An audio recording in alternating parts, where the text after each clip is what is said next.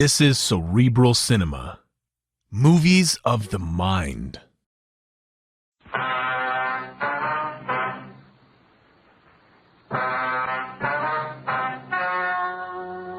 story you are about to hear is true. Only the names have been changed to protect the innocent.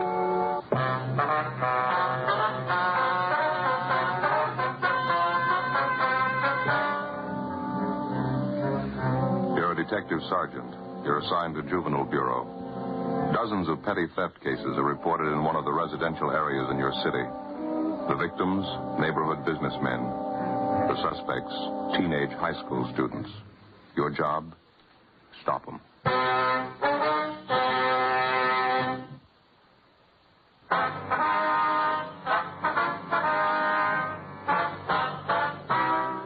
Dragnet, the documented drama of an actual crime.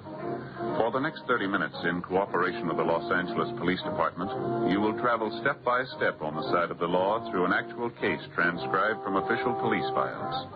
From beginning to end, from crime to punishment, Dragnet is the story of your police force in action. It was Tuesday, February 4th. It was cloudy in Los Angeles. We were working the night watch out of Juvenile Bureau, assigned to University Division. My partner's Ben Romero. The boss is Inspector Bowling. My name's Friday.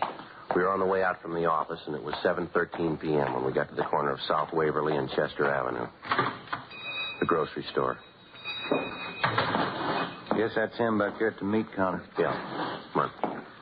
Looks like he's getting ready to close up. Yeah, I guess we just about made it in time, huh? Excuse me, sir? Yes, sir. Help you, gentlemen? We're looking for Henry Loomis. Yes, sir. That's my name. Police officers, Mr. Loomis. My name's Friday. I believe I talked to you on the phone. Oh, yeah. This is my partner, Sergeant Romero. Mr. Loomis. Wonder if you'd mind waiting a half a minute, officers. Just getting a little bookwork straightened out here. Today's receipts. Yeah, I'll go right in. Won't take but a minute. Let's see here. 37, 45, 37. There we go. Ain't that lousy bookwork going to get a girl to come in and do it one of these days? Let's go up front here and talk. All right, sir, fine. Pull up a couple of stools there. Might as well be comfortable. Yeah, thank you. You talked to any of the other merchants in the neighborhood yet? No, sir, not yet. We'd like to find out what you have to tell us first. Well, it's one of those high school kids, I can tell you that. I'm sure of it. I don't want to sound like an old grouch, but this stealing's got to stop. You get quite a bit of business from the high school trade, do you? At the noon hour, and then just after school lets out. Usually have quite a bunch of them in here around those times. Mm-hmm. Do you especially cater to the high school crowd? I mean, do you serve lunch here or anything like that? No, I don't. I usually get the kids to take their lunch. They come in and buy soda water or milk to drink with their sandwiches. They seem like such a nice class of kids. I didn't think they were thieves. Well, how long has this stealing been going on, Mr. Loomis? I'd say about 10 days, 2 weeks. It's not very hard for them to get away with it. 15 or 20 kids crowd in here during noon hour. I'm usually busy up at the counter. It's no great trick for any one of them to make off with a couple of dollars worth of merchandise. You say this happens just about every day? Every day the kids are in here, yeah. I tried playing detective myself for a while, trying to catch the guilty ones. Didn't do much good. Mm-hmm. As long as this stealing's been going on, Mr. Loomis, has it ever amounted to more than just a few dollars worth of food every day? No, that's the funny part of it, Sergeant. When I check back on my inventories, it's always just about the same amount. A few cans of meat, vegetables, butter, a few loaves of bread. It's not so much the value of the stuff. I just don't like the idea of some kid making a fool out of me day after day. Has your cash register ever been tampered with, you know? I mean, any money stolen? No, sir, that's another thing I can't understand. If a kid's going to turn thief, you'd think he'd go after the cash. Whoever's doing it, they've never tried anything like that here. Well, how about some of the other merchants in the neighborhood, sir? You mentioned on the phone there were a couple of others having the same trouble that you are. Yes, sir, there's George Brophy. He's the newspaper distributor, and there's Collins. He's got the grocery place up the street. You can talk to them. I gave you their addresses on the phone, didn't I? Yes, you did. Just one more thing, Mr. Loomis, about this crowd of high school boys that hang around here. Any of them in particular you might suspect? As a matter of fact, there is. I certainly can't prove anything, but I just have a feeling about it. I don't like the boy. Just one boy, sir? Yes, sir. There may be more than one that's guilty, but this young fellow I'm pretty sure of. What's his name? I hear the kids call him Harry, red-haired boy, curly red hair, tall, a few freckles. Won't be hard to get his last name if we need it. Mm-hmm. Is there anything else you can think of that we ought to know? You go up the street and talk to the other two men, Sergeant, George Brophy and Collins. They might have something more for you. I think I've told you about everything. All right, Mr. Loomis. I've got your home phone here. If we want to contact you later tonight, I'll call you there. Is that all right? Perfectly all right. Here's our card, sir. You can call us at that number there anytime. All right, thank you. What do you think's behind the whole thing, Sergeant? This cheap, stealing, nickel and dime stuff. I don't know, sir. We'll try and find out for you. Just doesn't make sense stealing like that day after day. You'd think even the kids know that you can't go on stealing forever. Yes, sir. A lot of them give it a try. From the very start, the whole pattern of the case and the thief's method of operation made little or no sense at all. The thefts had been going on for more than 2 weeks, and they'd all taken place in a 12-square block area. In each of the 24 cases reported to us, not one of the thefts had been for more than $5, either in cash or merchandise. The thief's scene of operation included 2 grocery stores, a drugstore, coin boxes attached to the newsstands in the neighborhood, and a 5 and 10 cent variety store. With one exception, all of the cases involved theft of merchandise only. The breaking open of coin boxes attached to newsstands was the single instance in which money was taken. The total sum was less than $3.50. 7:40 p.m. Ben and I left the grocery store and went up the street to the home of George Brophy. He was the neighborhood newspaper distributor who operated the coin box newsstands which had been broken into. Well, I think you can just about count on it, Sergeant. It's one of the kids in the neighborhood doing all this. Either that or a couple of them are working together. What makes you so sure about it, Mr. Brophy? Well, for one thing, we got more than our share of kids out this way. A lot of them are from poor families, underprivileged, you might say. Mm-hmm. I guess they figure it's one way of picking up extra spending money. I got nothing against kids myself. A few nickels they get out of those boxes, I wouldn't prosecute them for that. Well, sir, that's not exactly it. The point is they're stealing. If they get away with this small-time stuff, they might figure they're ripe for something bigger. Probably be the best thing in the world for them if we can stop them now and set them on the right track, don't you think? Yeah. Put in with you there, Sergeant. I don't know how much I can help you, though. Do you have any idea at all who it might be that's breaking into the coin boxes? Well, like I say, I have nothing against any kid myself, but there is one of them around the neighborhood I've been a little suspicious about, a red-headed kid. What's he look like, you know? Red hair, freckle face, kind of tall and gangly, typical high school kid.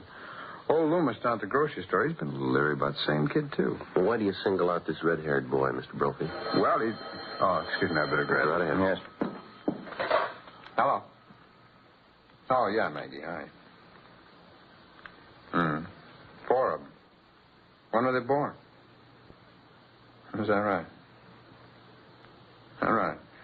Born this morning. 4 of them, huh? Yeah, just a minute, I'll call. Grace.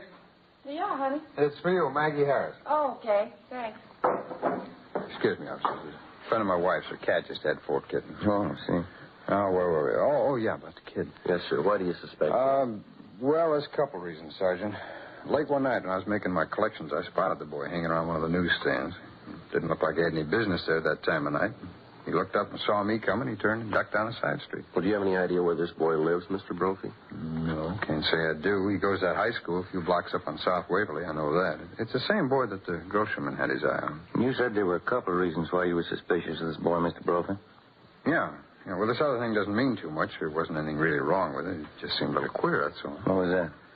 Well, I dropped in at the safety liquor store down the street last week. I wanted to pick up a little something. I saw the same kid in there. He was asking Benny, the guy who runs the place, if he'd sell him a 5th of bourbon. I heard the kid saying it was supposed to be for his father. His father was sick and couldn't come in. Of course, Benny turned him down. He wouldn't sell it to the kid. And that was the extent of it, huh? Yeah, that's all. Wasn't anything wrong with it. Kid didn't insist. But I thought it was just a little out of line sending a kid after liquor. Well, it's about the size of it.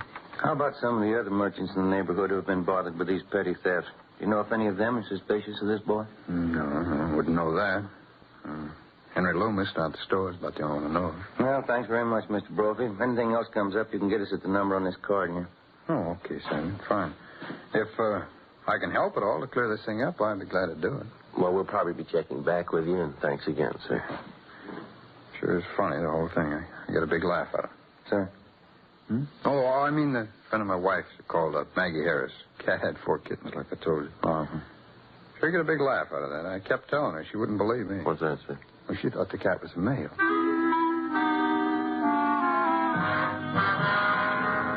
The next morning, Ben and I continued checking with various merchants and residents in the neighborhood where the series of petty thefts were taking place. We located and questioned one more shopkeeper who was suspicious of the tall, red-haired boy known as Harry.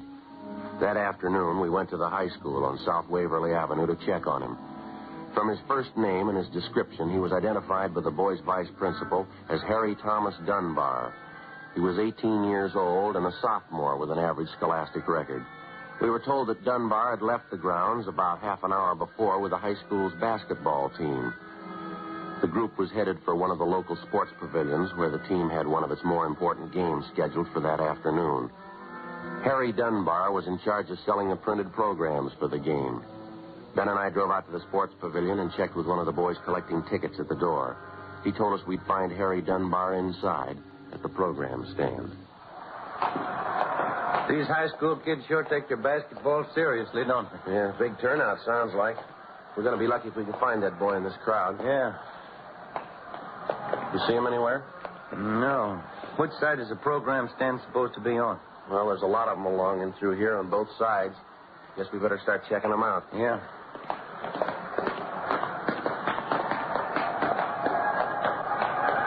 Joe. Yeah. That stand back there on the left, you see? Red-headed kid? Yeah, let's check him, huh? Okay. Programs, dime. Complete programs for the game, 10 cents. Excuse me, son. Program, mister? Your name Harry Dunbar? Yeah, that's right. We're police officers, Harry. We'd like to talk to you for a few minutes, if it's all right. Oh. Well, I can't talk to you now. I'm pretty busy selling these programs here. Then suppose we wait a few minutes, son. See, you only have a few left there to sell. No, it wouldn't do any good waiting. When I sell these, I got something else to do. It's only going to take a few minutes of your time, Harry. We won't keep you long. What is it, officer? What do you want to talk to me about? Just have a few questions for you, son, that's all. Can you step out in the lobby with us for just a minute? What's it all about? I'd like to know. We'd just as soon not talk about it out here. Oh, all right. We can go up this ramp here. All right. There's a hallway back here. Ones underneath the stands won't be so noisy. Fine, we won't keep you long. Just a few routine questions. This ought to do okay. What is it you want to know about? Do you know a Mr. Loomis? Harry runs a grocery store near the high school. Yeah, old man Loomis. I go down to his store and eat lunch sometimes. Why? How about a Mr. Collins? He runs another store near the high school. Yeah, I know the place. Sometimes I go there, too. A bunch of the kids hang around there during lunchtime. We've had quite a few complaints from Collins and Loomis, some of the other stores in the neighborhood, too. We're checking on some of them. Thought maybe you could help us out, Harry. No, I couldn't help you any. Mr. Collins and that old man Loomis, they don't like us. They want to get us in trouble. I think they're lying. Lying about what? About us kids stealing things out of their stores. I bet they even told you I'm stealing things from them. Are you, Harry? Of course not. They can't say any of us stole things. They don't know. They can't prove anything. Do you know the man that distributes newspapers in your neighborhood, son of Mr. Brophy? Who? Mr. Brophy. Some of the coin boxes on his newsstands have been broken into. He thought maybe you could tell us something about that.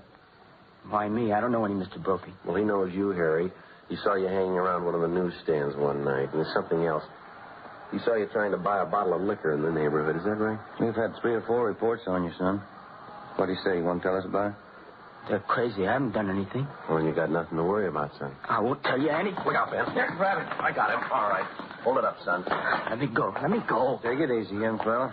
I haven't done anything. I haven't. Now, let me go, please. I haven't done anything. Why'd you try to run away? I have to get home. I got to get home right away. All right, son. We'll take you there. No, you can't go with me. I have to go alone. Afraid we're going to have to hold on to you, Harry. Either we take you home or we take you downtown. Which is it? I tried to tell him I couldn't do everything. I tried, but it didn't work out. I can do everything. What do you mean, son? Take me home. I'll let them tell you.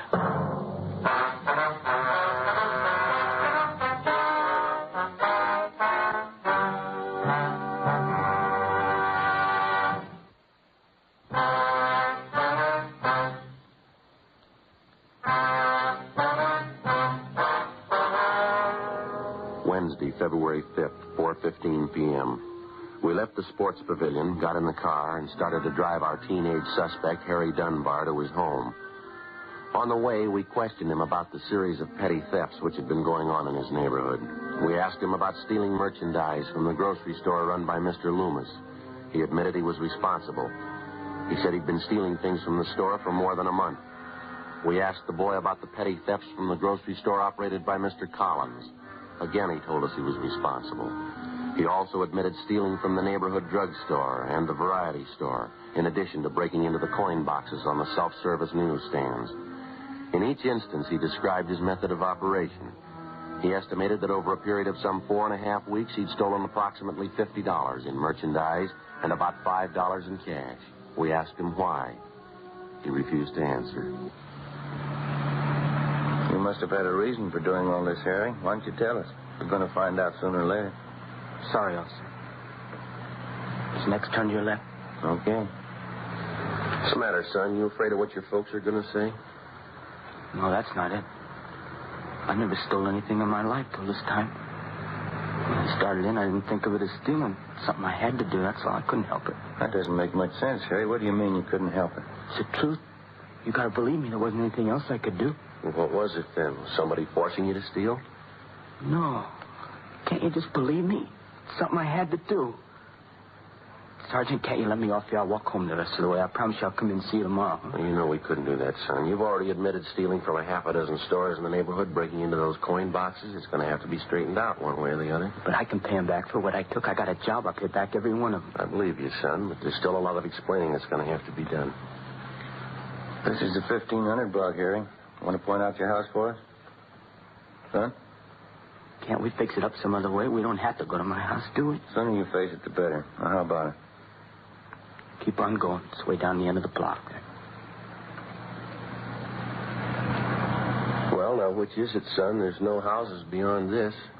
It's just that shack down there. That's my house. Okay, Harry.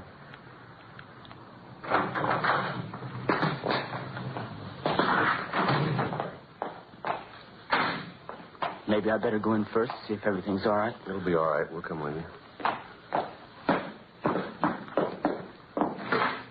Ben and I followed the boy up the stairs and into the house. From the outside, it looked run down and badly in need of painting. On the inside, it still looked in fair condition, except for the housekeeping. The floor of the living room was littered with soiled clothing, cigarette ashes, dirt, and dust. The few pieces of furniture didn't look much better. A card table set in one corner was crowded with dirty dishes and scraps of half-eaten food. Across the room was a baby in a crib. Couldn't have been more than a few months old. Apparently, the bedclothes in the crib hadn't been changed for days. Next to the crib, huddled in an army cot, underneath a few thin blankets, was a dark-haired little girl, maybe 2.5 years old. Her face was thin and pale. She was asleep.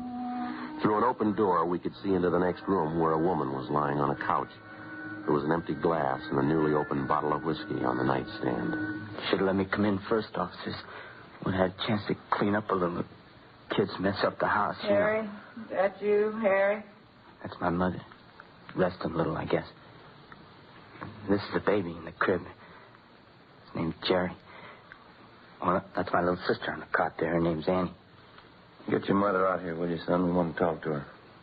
Don't get mad at her, huh, will you? Ma's had a tough time lately. She tries to do her best. What's the matter with the kids here, son? Have they been sick? Yeah, the baby had a cold, but I got that medicine there from the drugstore. He seems to be okay. I'm not so sure about Annie, though. She had a bad cold. Doesn't seem to be getting over it. You want to take a look, Ben? Yeah. Get your mother up, son. Yeah. All right.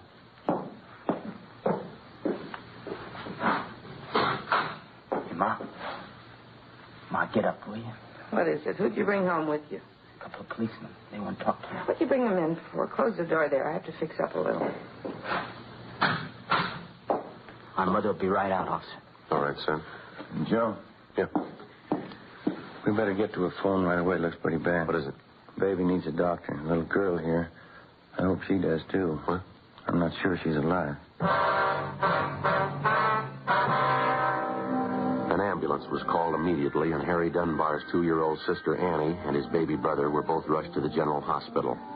The mother, identified as Mrs. Florence Dunbar, was taken downtown and booked at the main jail on a drunk charge. 6:45 p.m. We took the boy, Harry Dunbar, over to Ben's house. We put in a call to the general hospital to check on his little sister Annie and his infant brother. They told us both the children were suffering from malnutrition. The little girl, Annie, had double pneumonia. Miraculously, the baby seemed to have been spared. He was sick, but his condition wasn't considered serious. After Ben's wife fed him dinner, 18-year-old Harry Dunbar sat down and told us the story. 3 months before, his father had deserted the family. His mother had made a pretense at supporting Harry and the two babies and then gave it up in favor of drinking. The whole burden of keeping a family alive was piled on the youngster's shoulders. Besides school, he had 3 odd jobs that he worked at to earn enough money to pay the rent, the gas and light bill, food, and general necessities. It wasn't enough, so he had to take to stealing. His mother wouldn't work, but at the same time, she wouldn't let the boy apply for charity. He slept at Ben's house that night, and the next morning at Juvenile Bureau, he gave us the rest of the story. I guess it got too much for me. I don't know. I could sneak the food and medicine from the stores, all right, but couldn't seem to get enough money together. The rent bill and all that. Kids need clothes, too. Well, why wouldn't your mother let you apply for help, son? Some of the local charity. Well, Ma'd never go for that, officer. She'd get mad when I talked about it. Said she had too much pride to take charity. Did your mother know that you were stealing the food and medicine that you used to bring home? I don't know. Guess so.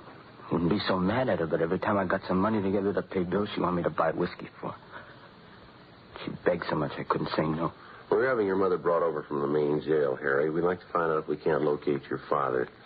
You want to check outside, Ben, see if they brought Miss Dunbar over yet? Yeah, okay. Thank you. How about the kids, Officer Annie and the baby? How they doing? Oh, I checked the hospital, Harry. The doctor's going to call us as soon as he can. Ma, I should have known better. Poor little kids. I'd take care of myself, but they had to depend on her. She only stopped drinking. Go right in, Mrs. Dunbar. Harry, you all right, son? What have they been doing to you? I'm all right, Ma. Don't hang on me like that. I was worried about you, Harry, you and the kids. I'm sorry they got sick. I didn't know. It's just bad luck, Harry. We got to stick together, you and me. There's a chair here, Ma. Sit down, huh? Hey, Joe. Yeah. Hospital call. They took the message outside. Here you are. Well, thank you. The hospital, officer? About Annie, the baby? Yeah, that's right, son. About your little sister, Annie. What about her? What'd the doctor say? Well, it's not good, Harry. The doctor called and said Annie had pneumonia. Pneumonia. She'll be all right, though, huh? To take care of her? Well, it's not that way, son. I mean, the doctor said... look, you tell him what you do. Well, what is it? What about Annie? You got a right to know. She's my little girl. Sergeant, you can tell me. You want to sit down, Harry? Yes, sir? Annie died 10 minutes ago. The doctors tried. They couldn't help. Annie dead? That's right, son. She's only a little kid. She's only 2 years old. Harry. Harry, son. Poor little Annie. Why did it have to be her, my own little girl? My own little Annie. Be good to me, son. I don't know how I can stand it. My own little girl, Annie. Go outside, Ma. Go outside. No, Harry. I need you. I need you more than ever, son. Be good to me. We have to stick together now. We gotta love one another. All right, Miss Dunbar. No. I need Harry. He's all I got. Aren't you, son? It's so hard sometimes. Everything's against us. Lord only knows I've tried. We've got to try to be happy, to stay together, love one another. Lord only knows. Will you shut up, Ma? Harry, don't blame me, son. We've got to try to be happy. I blame you. Anybody blame you. You killed her. Poor little kid. You killed Annie. Harry, don't say it. Don't say it. I will say it, Ma. You did it. The whole terrible thing. Annie's dead. You did it. Don't you know what it means? Don't, son. Don't hurt me. All right, Harry. Now, take it easy. You know it, too, don't you? She did it. Her and her whiskey and her drinking and laying around, not even caring about the kids. I tried to tell you, Ma. It's the least you could have done. Take care of the kids. See they're all right. You had to drink. You wouldn't work. You had to lay around. Don't you understand? I couldn't do it all. I tried. I couldn't do it all. You had to go on drinking and lay there and let watch Annie die. Please, son, don't say that. We gotta love each other. I wouldn't hurt Annie. You know your mother never do that. You're not my mother. You're not anybody's mother. You don't know what you're saying. Harry, I'm your mother. Lord knows I've tried to be a good mother. You don't mean what you're saying. Goodbye, Ma. I hope I never have to see you again. Harry, please, don't go. Ben, you better go get her. Yeah. you wouldn't believe me, Sergeant. Lord knows I've tried. It's not easy, a husband deserting you the way Charlie did. 3 kids on your hands. What can I do? Yes, ma'am. Harry ought to understand. I tried.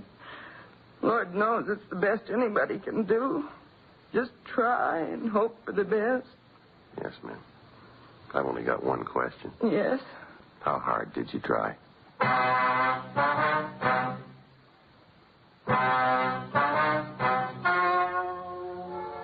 The story you have just heard was true. Only the names were changed to protect the innocent. On April 23rd, trial was held in Municipal Court, City and County of Los Angeles, State of California. In a moment, the results of that trial.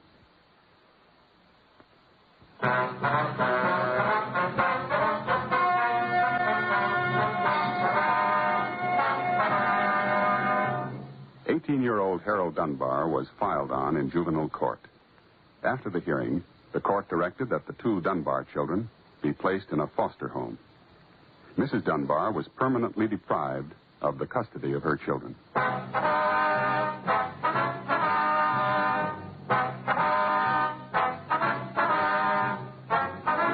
You have just heard Dragnet, a series of authentic cases from official files. Technical advice comes from the Office of Chief of Police W.H. Parker, Los Angeles Police Department. Cerebral Cinema hopes you have enjoyed this movie of the mind.